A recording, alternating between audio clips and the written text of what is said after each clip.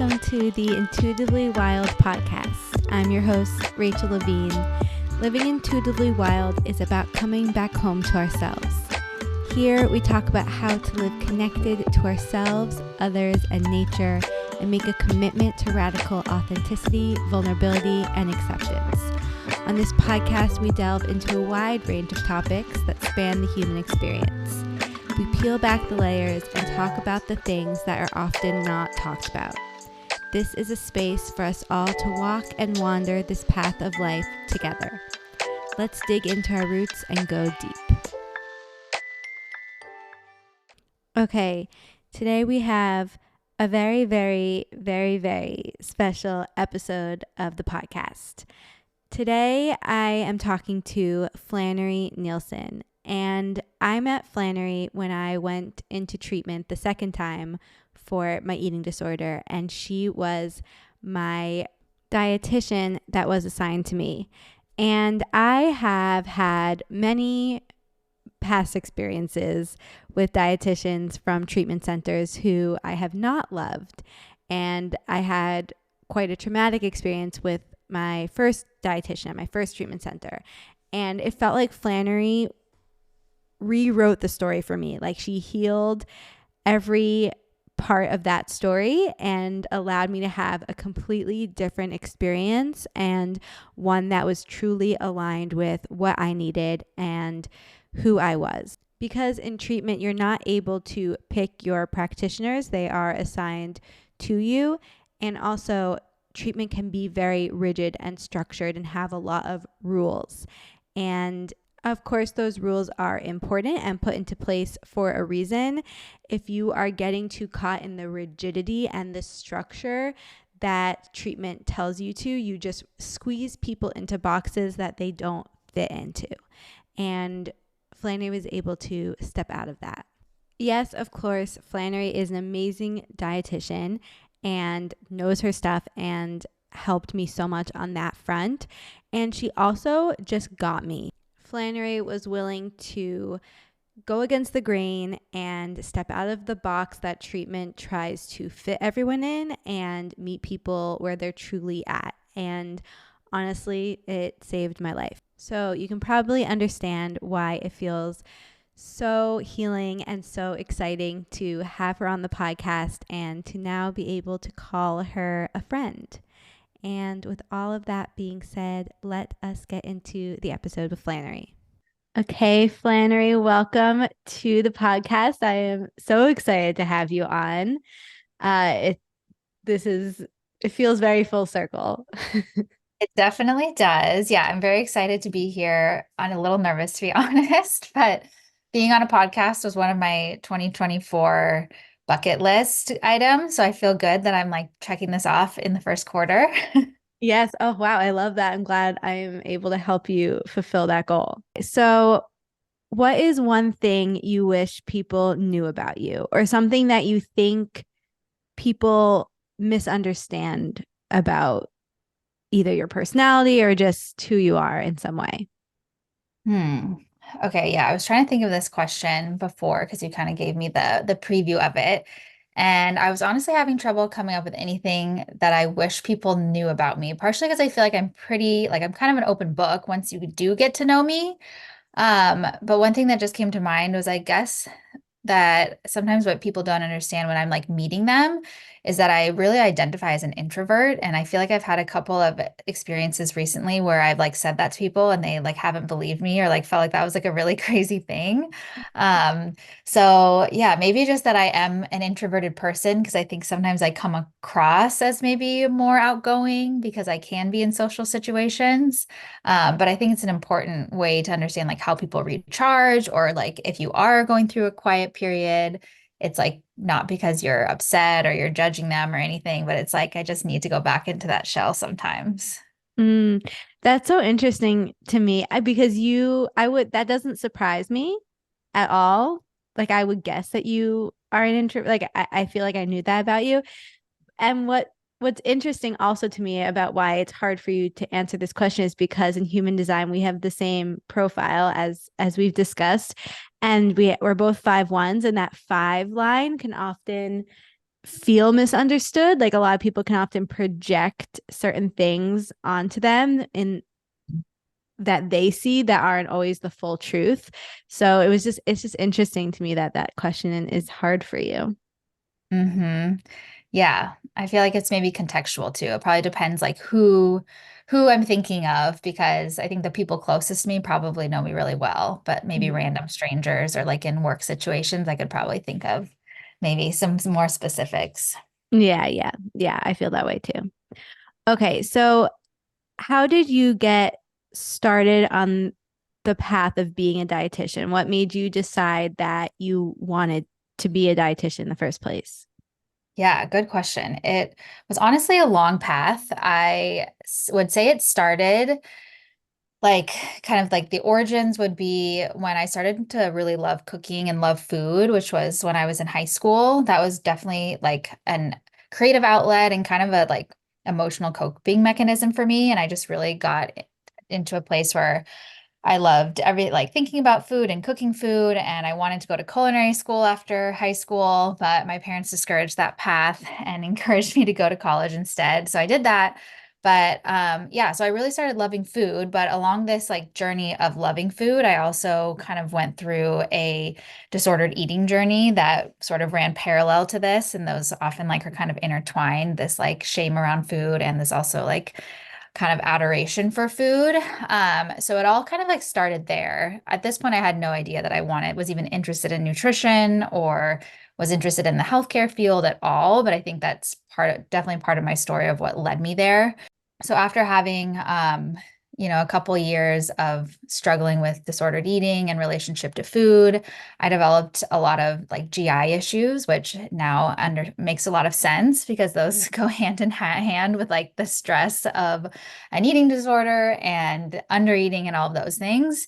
But that was kind of the catalyst of when I started actually thinking about nutrition. And I was like in my mid 20s at this point, didn't really know, didn't have a career direction at this, and kind of knew what I wanted to do. So I started learning about or food in this other way, I guess. So like morphing into like how I could like look at food because I was trying to heal my gut issues basically.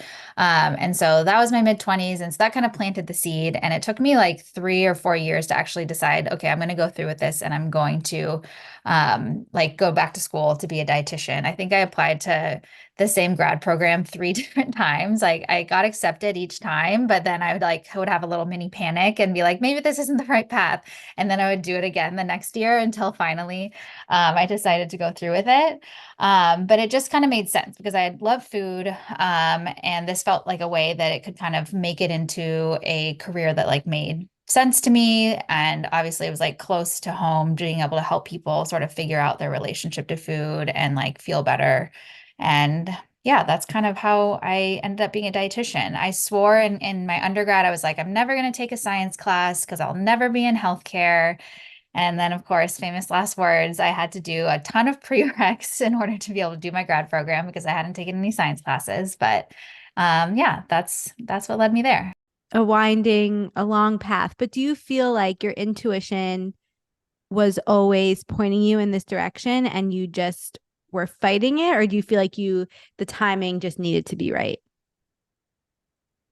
You mean like more like when I was a lot younger or more like when I was in my mid 20s and I kind of kept like going and then starting and stopping sort of thing? Yeah, when you're in your mid 20s and you got accepted to the school 3 times, but you kept kind of panicking and putting it off. Do you feel like that you was your intuition pushing you in one direction or the other? Or what do you think that was coming from? It's a good question. I honestly don't know. I think in that period of my life, I had like higher anxiety and I had less of a handle or like less of an understanding of my anxiety. So I think a lot of like, fears about like money and am I on the right path? Is this a practical decision? Kind of like overrode a lot of like intuition. And so it's hard to say when looking back, was that like a pullback because, oh, this wasn't the right time? Or was that just like my brain being really loud and feeling anxious about all of these things? I do feel like in some ways it might have just been timing. Like I made like really, really good, like soulmate level friends in my grad program. And like in my mind, I'm like, if I had gone like a year or two earlier, I would not have met them. And like I can't imagine my life without those people. So I feel like maybe it was my intuition just being like, it's not the right time yet. Mm. Yeah. Well, at the end of the day, I think it's always the right timing. Like it always happens how it's supposed to.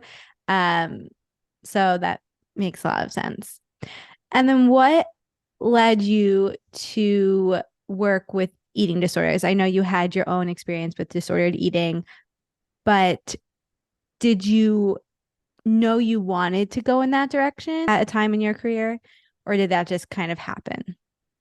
It kind of just happened, honestly. Like when I started in grad school, I mean, honestly, when I started grad school, I probably still kind of had an eating disorder. I didn't really realize it. It was like on the spectrum of like, more of a normalized type eating disorder, but I had a lot of stress around food. And like looking back, I know I probably like wasn't eating enough to fuel my body, but I probably at that point like thought I was like pretty okay. But I was going to grad school really interested in like functional nutrition and integrative medicine and like gut health. And that was kind of more of my focus and what I wanted to lean more into. Like relationship to food was important to me, but I didn't necessarily see myself or have a plan to go into eating disorders. And after I like did my internship and started working, like in the beginning, I was kind of just doing random jobs that didn't necessarily like speak to my passions. It was just more of like a practicality thing. Like I started in pediatrics. I had never really been super interested in pediatrics, but that is sort of what led me to eating disorders. I was working at the Children's Hospital in San Diego and started covering like occasionally for the person who like worked on the eating disorder unit, and I just felt very connected to that work very quickly, and that is what led me to then apply for a position in the eating disorder facility that I ended up in full time for a while. Mm. And how did you find your way out of your disordered eating? Was that just a natural evolution for you, or did you intentionally take steps to move away from it? Yeah, probably a combination of both, to be honest. Like, because it kind of went through phases. Like, I went through a very like acute phase of disordered eating at like the end of high school and early college, and I was fortunate that it didn't last a super long or long enough amount of time that I didn't ever go to treatment. I like saw a couple of therapists that just did not like resonate with me at that like time in my life, so were not that helpful. And honestly, actually the probably most impactful experience that I had for my relationship to food was studying abroad in Spain. So I had like a very short period of like very acute restriction in like high school. Then I started college, was kind of definitely wouldn't have thought that I at the time had more of an eating disorder. It seemed, I mean, it's so normalized in college to just like undereat and have this complicated relationship to food, but definitely caused me a lot of stress. And I was like thinking about food and what I was eating in my body all the time. But in my junior year, I traveled abroad and lived in Spain for an entire year. And that kind of snapped me out of it a little bit, just because the culture is so different, the way they eat is so different. And I kind of had this like approach of like, well, I'm only here once, or, this is a kind of the experience of a lifetime. I don't want to be held back by this. So I'm going to like eat things and try things and like not worry about it as much. And that kind of forced me to relax and realize that like, oh, like things could be okay. So in that sense, I guess it was kind of unintentional. And then that I wouldn't say that that fully resolved it, because that was like my early 20s. And I would say like throughout the rest of my 20s, I definitely kind of would go back and forth through periods of being more at ease with food and less at ease with food, usually like correlating with how much like stress or anxiety I was having at other parts of my life. But yeah, that was sort of I think, unintentional like move away from it, kind of just reminding me of like what I really value too in my life is like enjoying experiences with other people, enjoying traveling, enjoying like experiencing other cultures. And it's really hard to do that when you are attached to your eating disorder. Yeah, absolutely. And I've heard that from a lot of people actually, that traveling has helped them heal their relationship with their food and body. And I've had experiences of that of my own. But what has helped me the most is the values work for sure. And like reminding myself of my values and living in alignment with that. So I think those go hand in hand. And Mhm. what was your experience like working at an eating disorder treatment center? I mean, I found it like it's so fulfilling, honestly. And I think that's the thing is like when you've gone through something like that, that's like really intense and very like life altering, both like in the moment and after, like you just really resonate with people who are going through that same thing. And so being able to like help people, even in like small ways, like get closer to the other side, because I think that's a big part of it. I was thinking about that today too, is like when you're in it doesn't feel like your experience can like be any different. Like this is just how it's going to be for you forever. And the idea that you could get to the other side of it feels just like unfathomable. And so I feel like being able to like help bring people a little bit closer to getting there or even just believing that they could get there was just really, really fulfilling for me. And it's challenging for sure. It's not like an easy job to do, but it was, yeah, probably one of the favorite jobs that I've had so far. You working with you is what changed the game for me because I've been in other treatment centers, I've worked with many different people and I feel like you just met my needs exactly how like perfectly. And I don't know if that was an intuitive thing or if you just like kind of got what I needed, but or if you just really liked me. Or All of the above. all of the above. But it did seem to come really naturally to you. And I'm curious if it felt that way. I mean, I think working with you specifically, I think we have a lot of similarities, which we now understand even more so because of our human design charts. But yeah, I think we kind of like understood each other on a level that made it a lot easier. And like yeah, I think a lot of the similar patterns that like I could see in you, like I recognized in myself. So it's a lot easier to kind of know what to say or how to support someone when you have been there before. And so it's not this foreign thing. I think in general, I mean, maybe it benefited me that I never went through treatment, like actually, right? So I like experienced an eating disorder and like understand what it's like to like live in that like mindset, but I never went through like a traditional treatment because I feel like sometimes eating disorder treatment can be kind of like rigid and like there's just like there's a way that they do it and they don't deviate from it. And obviously, I had like some training in it, but I didn't have extensive training in it. A lot of it, I was really just going off of like my own lived experience and my own like intuition and then like the nutrition knowledge that I had. And I have received the feedback, I feel like, from a number of patients that they appreciate that I kind of don't necessarily like bullshit them or like kind of give them like the stock answer. Like I feel like it's very, treating people like they can understand more than just kind of like the lines that you're supposed to like tell people with eating disorders. And like I think it's really helpful sometimes to really like explain like what actually is going on in the body or like talking about like things that sometimes are taboo in those settings, which I think resonates with people because then you're really treating them like a whole person, not just like a person who has an eating disorder and like you need to just like feed them this specific stuff for the sake of like that. On the personal level, I think I felt intuitively that we were really similar. And so even seeing you as like a model of what I was working towards was really helpful. And then also the fact that you were not like willing to break the rules because obviously you did your job correctly, but you you saw me as an individual human and I saw you do this with others as well in the sense that you weren't, like you said, just giving the stock answers and saying everything that people teach you to say in treatment, which is what has happened to me before. They forced me into this box and said, this is how it's supposed to be done, and this is how you're going to heal, and this is what you have to do. And it simply didn't work for me. And Mhm. so I think what was so helpful was your ability to move past that and really see us as individuals and meet us there. Good. Well, yeah, it makes me happy to know that that was like so impactful because I think I did, I don't even think I realized honestly that I was doing it when I was doing Mhm. it. And now that I look back and I've gotten that feedback, I'm like, okay, wow, this is really important. What made you decide to shift from that to starting your own practice? When did you know that that was what you wanted to do, and how did you know?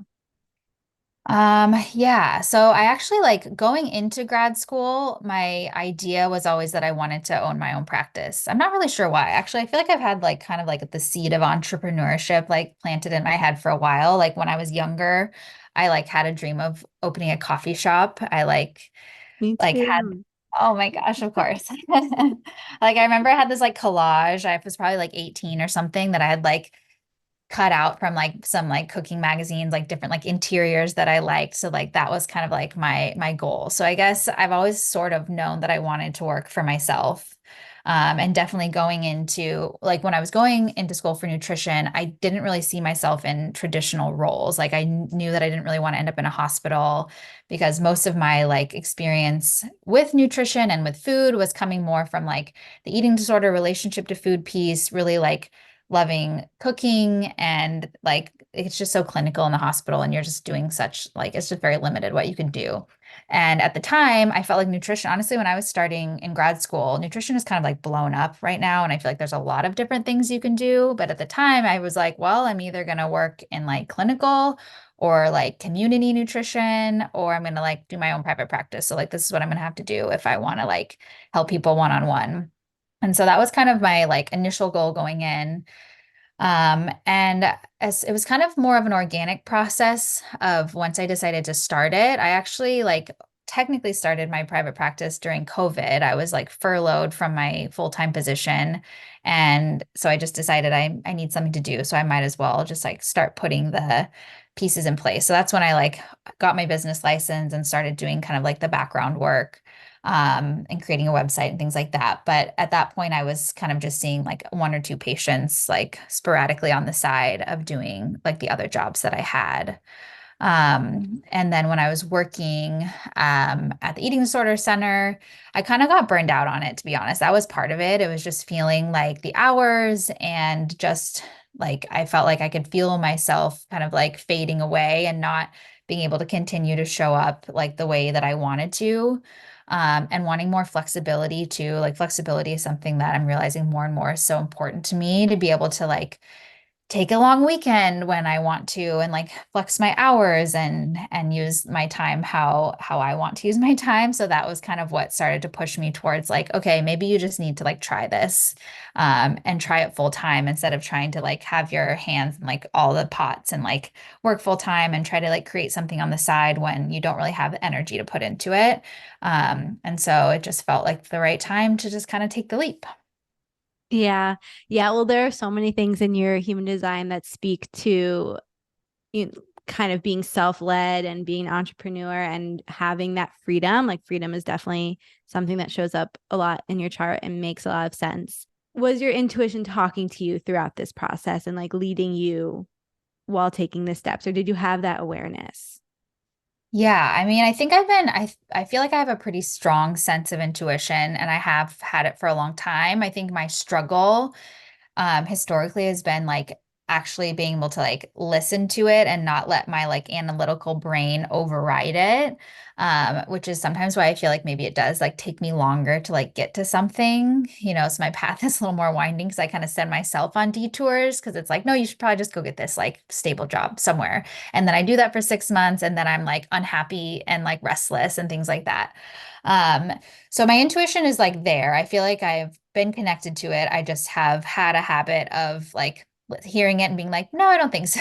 And I think that definitely was like, that was a big struggle for me when I was trying to decide to go into private practice because in some ways, like it felt right. I think my intuition was pulling me, but at the same time, I had my more logical brain was like, how are you going to support yourself? What are you going to do about this? There's all these practical questions that kind of go against that. So yes and no, I guess is the answer is that it's always there. Like I think I have felt that for, you know, the last like couple of decades when I really want to tap into it. I have like that access to intuition. I just have also gone through periods where it feels too scary to like trust it. And I think I'm still building that like ability to like fully trust that, like even when it might not like make the most sense or I can't see where that path is leading. Yeah, the first step is always to be able to hear it, but in order to live intuitively, you have to then like take that into action and be able to trust it and integrate it into your life. And it's really scary, especially because the world tells us that that's not how we're supposed to live, and it tells us to be more logical and to intellectualize everything. And a lot of times we can't explain what our intuition is telling us, or it doesn't make any sense. And that can be a big block for a lot of people. I've really noticed that. Is there something that you've put into place in order to help you strengthen that connection more and trust it more so you can put it into action? This is a good question. I don't know if there's something like specific. I feel like I've just been trying to kind of create the space to for it to like come through more, whether that's just like more time like being quiet, more time. Definitely I've been trying to focus doing things that like make me feel more like my authentic self. I feel like I went through a period in the last like couple of years, which was honestly at the same time of trying to like start my business, where I feel like I got very disconnected from my not only my intuition, but from my authentic self, partially just because I was in a relationship that was not really serving me, and that I think in order to survive in that, I needed to sort of shut down parts of myself. And so the last year I've really been working on reconnecting back to that. And I'm recognizing that one thing that really helps is like noticing like what are the things that make me feel most like myself, whether it's like yoga, going for a walk, cooking a meal, like things like that I really feel like embodied and like my true self. So the more I do that, and that grounds me enough to make me more like I think open and receptive to like intuitive kind of information.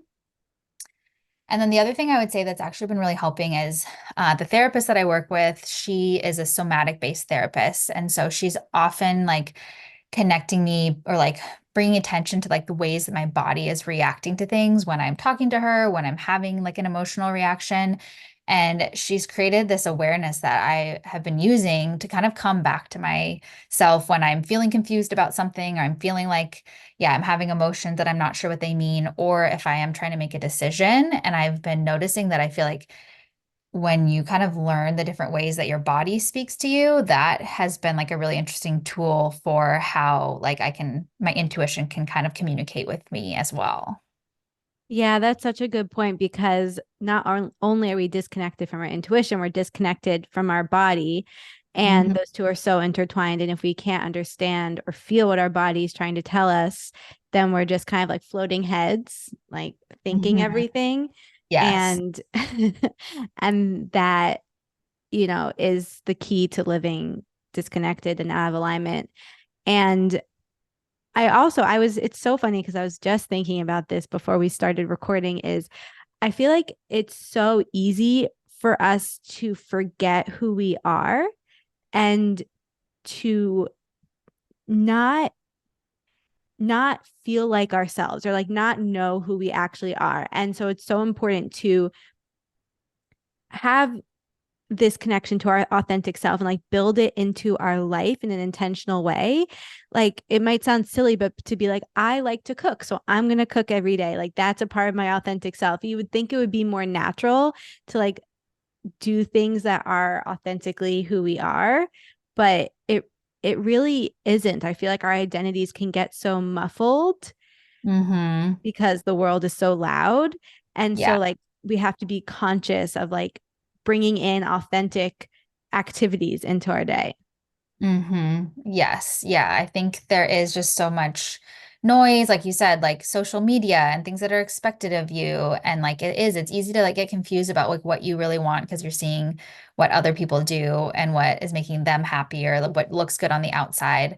And it comes again back to that like disconnectedness, because your brain can think, this is great, this is making you happy. But then when you stop, you're like, actually, this isn't. And that's where I do find it's helpful to come back to that like physical sensation, because that really is like makes it pretty clear. This is something I want to do. This is something that makes me feel grounded and calm versus maybe like, yeah, less regulated or excited, but not grounded, or yeah, different sensations like that. Exactly. And that's why, and I know that you also love yoga and mindfulness practices. And that's why I'm so passionate about them, because I think that, it's so common to just to not tap into the body and to not think that that's important. But it it is for every aspect of our life.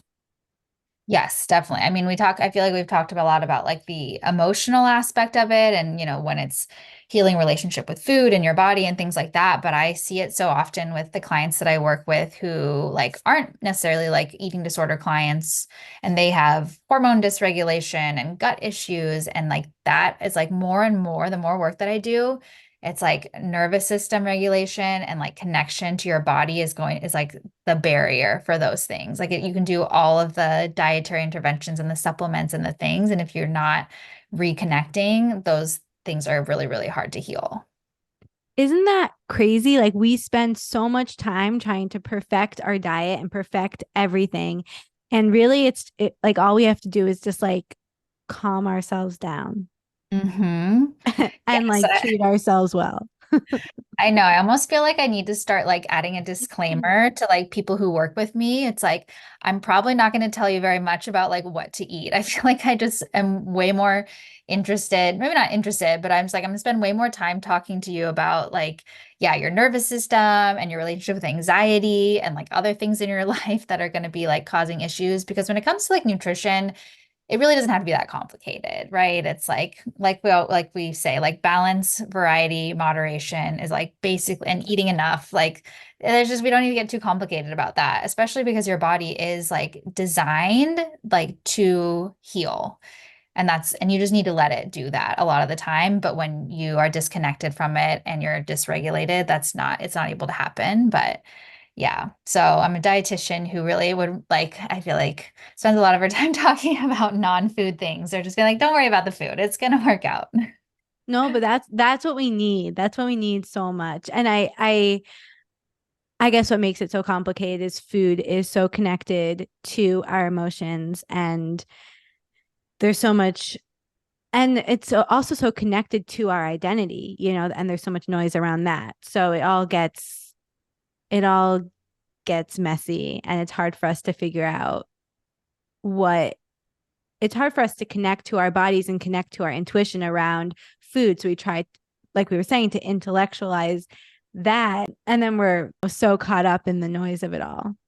hmm Yeah, I feel like that specifically, it comes back to the noise too. Like we have that bigger idea of like our authentic selves and intuition and like our kind of like innate wisdom, right? And that like definitely applies to food because there's so much information out there, whether it's dieting or people are just saying like do this so that, you have more energy, so that you live longer, so your workouts are better, like whatever it is, like there's just so many things and they're all conflicting too. So it's like they can't all be like absolute truths. They probably are, they're all based in truth, right? It's just there's so many ways to go about your health and everybody needs something slightly different.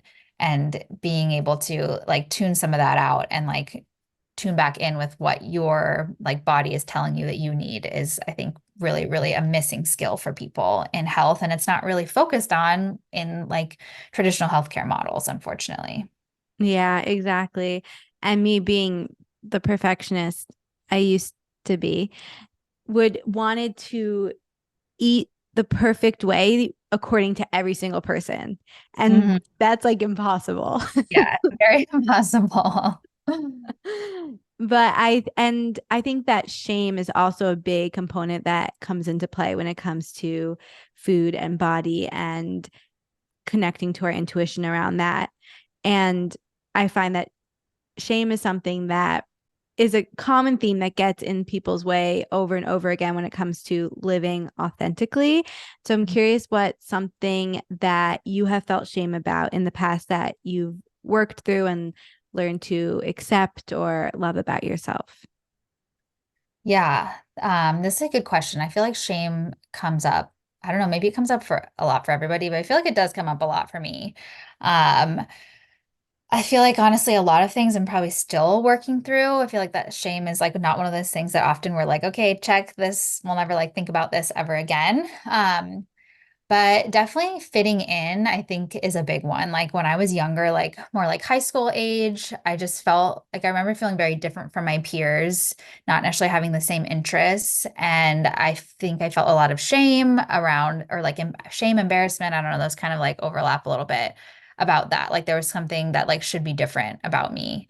And I think obviously getting older, a lot of that stuff just like matters less. You kind of realize like being similar to other people isn't necessarily like as important. And you're like, I think you realize that you probably do have more in common with your peers than you thought you did when you were in high school. But so I feel like I've gotten through that as like being more confident, just like being myself and being interested in things that I'm interested in is one thing. But actually, one thing that I thought was actually very interesting is when I was kind of prepping for this and like was thinking about shame as a topic, like my body and food didn't even cross my mind until like later. And then I was like, oh, this is like the big thing that I've probably actually like moved past because like that was like a huge issue for like a lot of many years. But the fact that I didn't even think about like as something that I had shame around was very interesting. And obviously that's like a win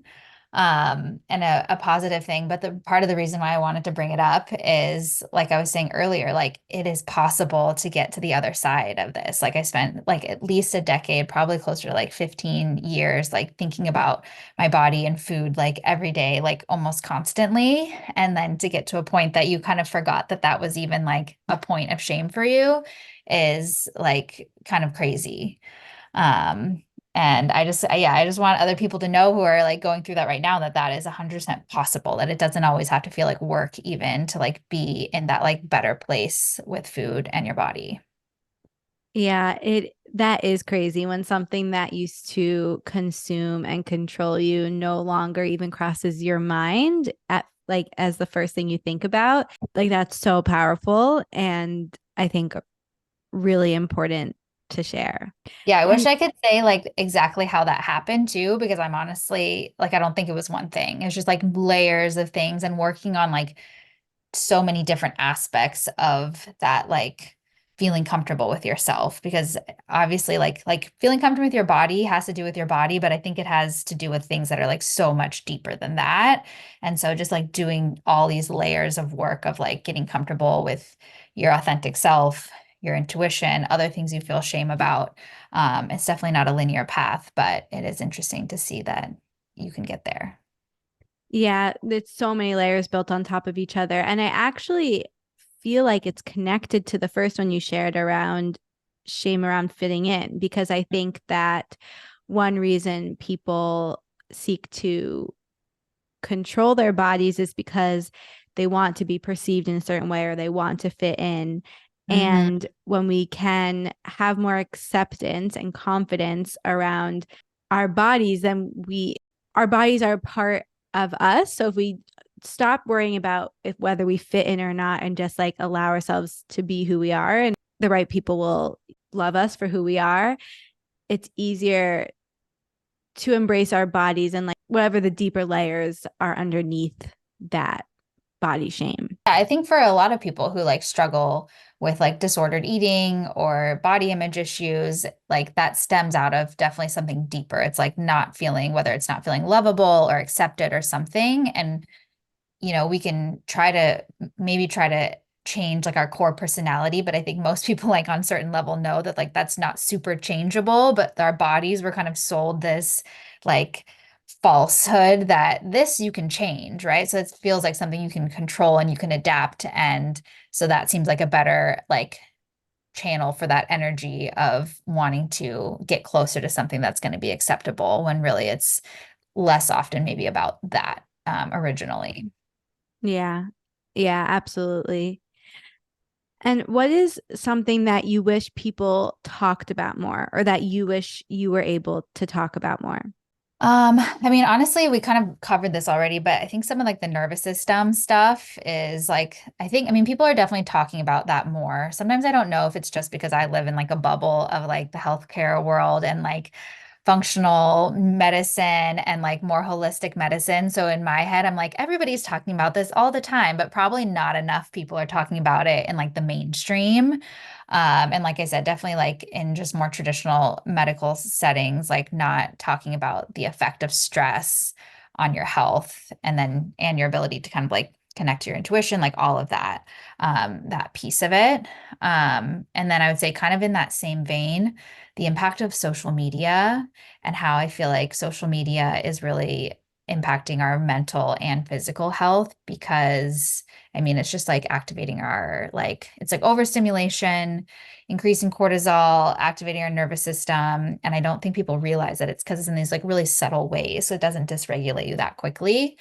And then more than that, it's just noise. It's this noise of like, what are other people doing with their lives? What are they saying you should do? What did they just buy? What's the thing that like just made them feel better? And obviously, I contribute to it as well. I have an Instagram account where I post things, but I think having more awareness around like a lot of times this isn't helping us like be our better selves or like live a life that ends up feeling more fulfilling or like happier.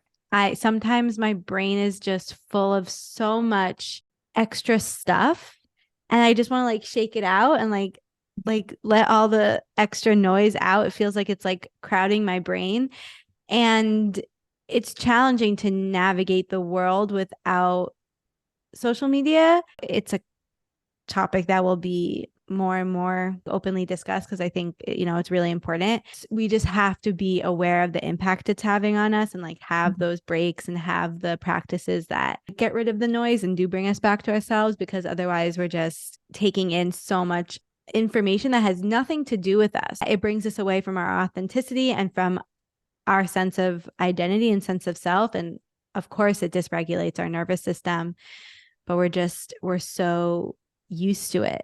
And it's so interesting because we're so used to it and so attached to it that now when we try to detach, that's what feels dysregulating. Like if you don't have it, you mean like people feel like Yeah.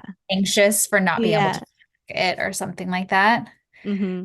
Honestly, I feel like it's the opposite. Like I feel like if I have like a busy, like if I'm on vacation or for whatever reason, like I like have a busy weekend and I haven't been able to check my phone and then I realize it, I'm like, oh my gosh, this is amazing. Like why don't I do this more often?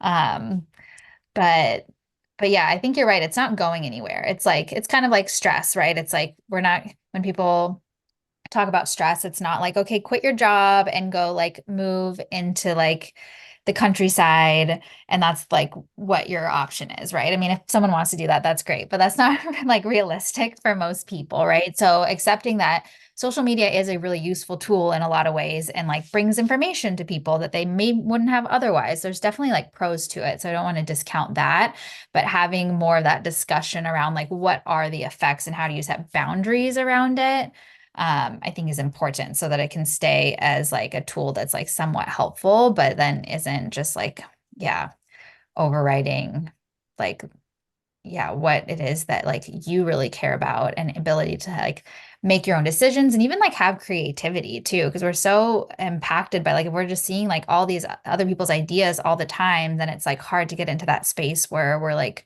coming up with like our own ideas. And so we're kind of missing out on certain things that way or like things that could be coming from people. I've been paying extra attention to that and making sure that I'm prioritizing my own creativity and my own ideas and not taking in so much information because it really can dull our inspiration and our, I guess, connection to our intuition in that specific way.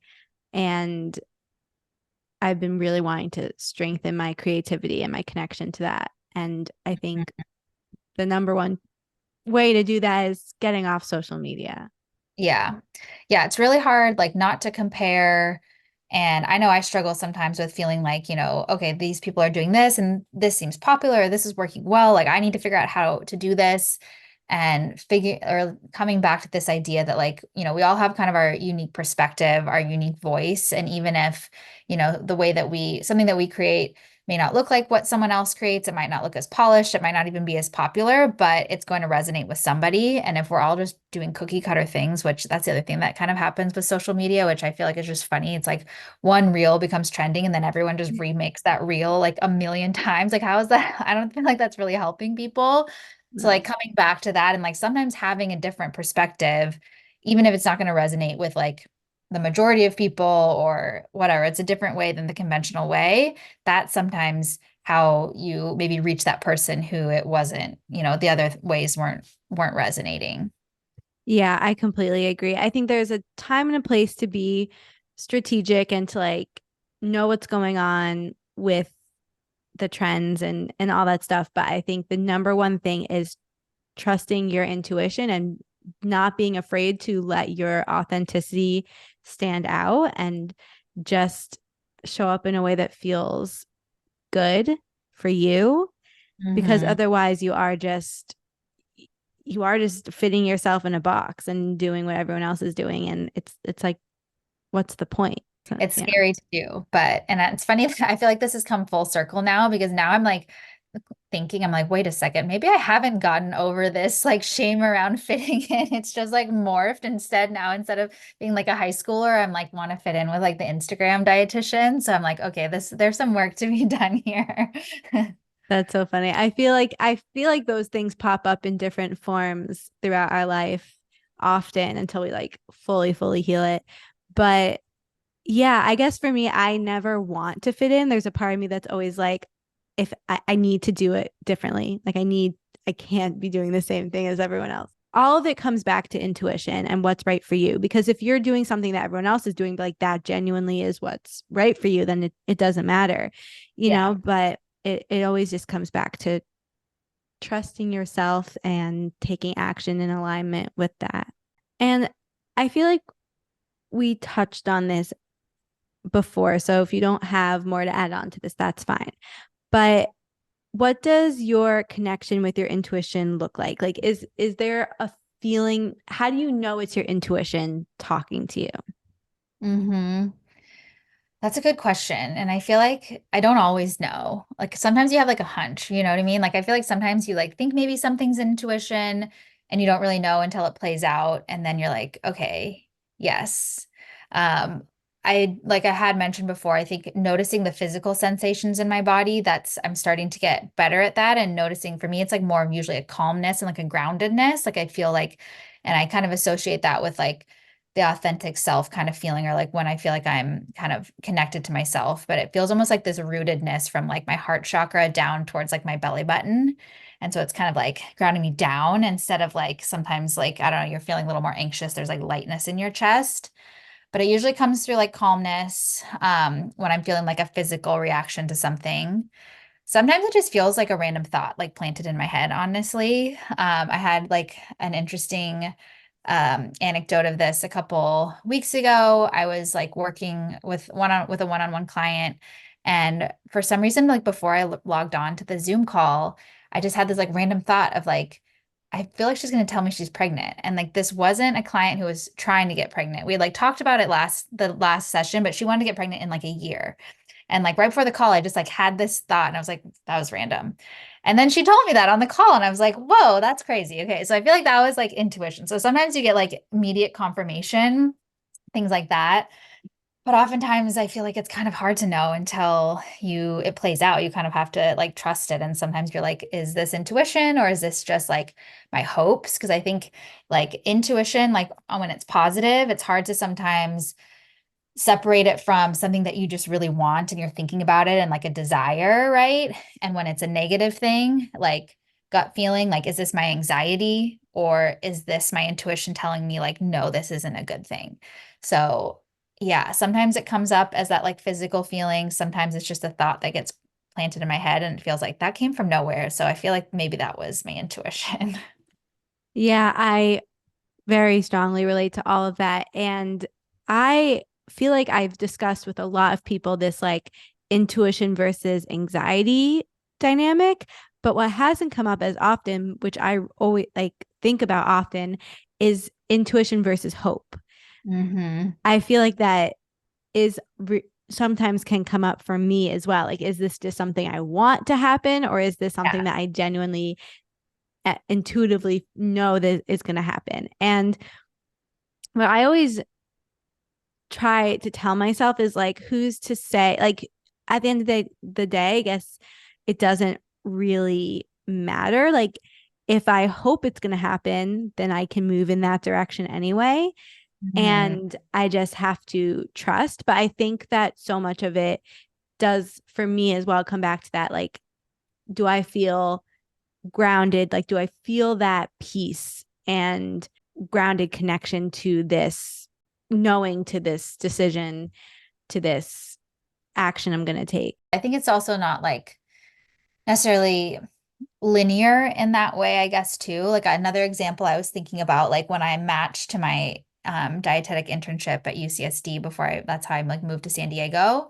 Like I kind of had this, like I had a feeling that I was going to, but it's like a pretty competitive internship. It's like you only get 10 spots. Like, there's a lot of people don't even match. So it's like I feel, even though I felt like I had this feeling, but I was, again, is this a hope that I'm going to get it? Or is this actually intuition telling me that I'm going to? And then I end up matching. And so then it feels like, oh, okay, then it feels kind of like and confirmation of that.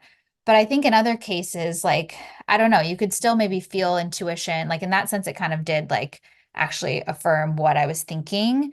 But I could have still felt this maybe pull. And maybe the pull is like, oh, San Diego is a place for me. And this would be a way to fulfill it. But if I hadn't matched to the internship, it doesn't necessarily mean that I was wrong. It just means there's other work at play, right? It's not like fortune telling. So maybe something else got in the way and I would have ended up in San Diego later. So I think that's where like sometimes things happen that it feels like, oh, this is direct confirmation. So I feel like that was true, but it doesn't necessarily mean it's wrong if it doesn't happen in that like obvious way, if that makes sense. Yeah. No, it does. I love that. I love that example. Say you didn't get into that internship, so you didn't go to San Diego, people can use that as confirmation that they can't trust their intuition, or they're not connected to their intuition. But I don't think that's true at all. I think that we need to continue to have that trust and continue to listen to it, because we just have to stay in the present moment, and you never know where your path is going to lead and what the timing is going to be. I trust the timing has been a big mantra for me recently. What is something recently that you've learned about yourself that you've been surprised about? I mean, honestly, the first thing that kind of came to mind was just the human design like stuff that we kind of did recently, which I guess it doesn't count because it wasn't very surprising because it really lined up with things, but it was definitely very interesting and affirming in that way. On that, I will say that so much of what you've said during this conversation, I'm like, that just tracks with your human design so much. Mhm. Yeah, I mean, I guess maybe one thing that like I guess I've learned is that I think I've been fighting, can see the ways that I've been fighting myself for a really long time after talking about human design, because it's like, oh yeah, that makes sense. I can see why like where like I'm trying to go and then I kind of sabotage it because it's like this doesn't fit with society. This isn't practical. This isn't logical. This isn't what I'm supposed to do.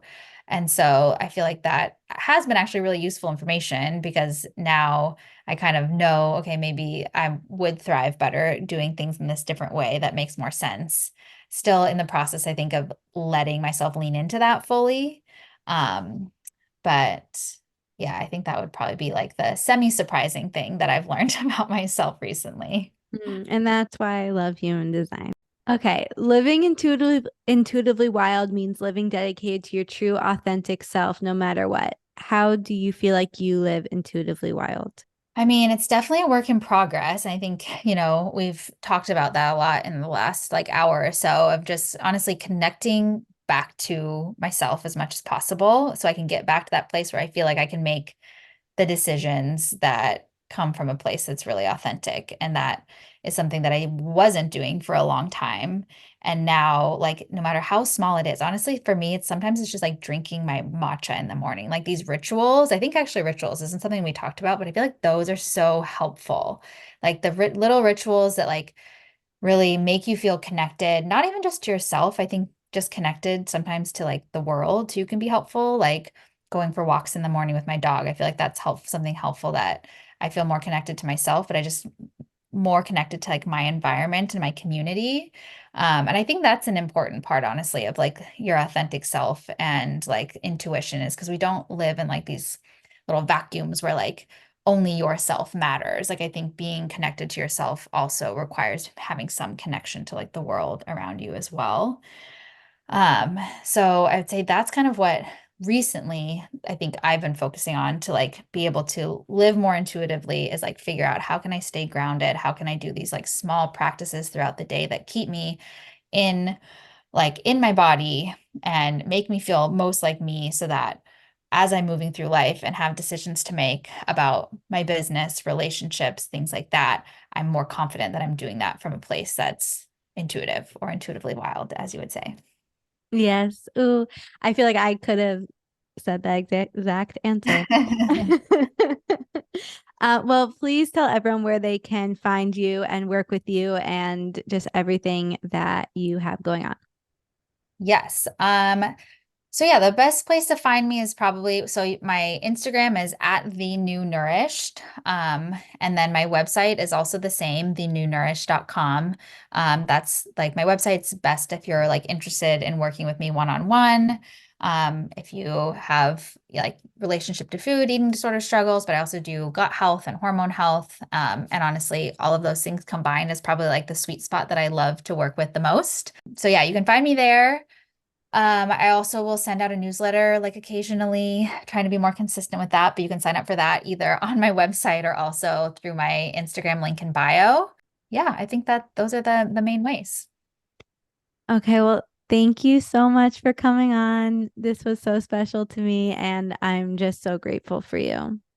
Thank you so much for having me. Yes, this was honestly such a amazing conversation and full circle moment and just yeah, really kind of like demonstrates the richness of like our relationship, but also like I just love how, you know, I was able to support you in a time that like you needed it. And now I feel like I learned so much from you and from your Instagram. And I just feel like it's just, yeah, it's just a really fun place to be. And I'm also grateful for you.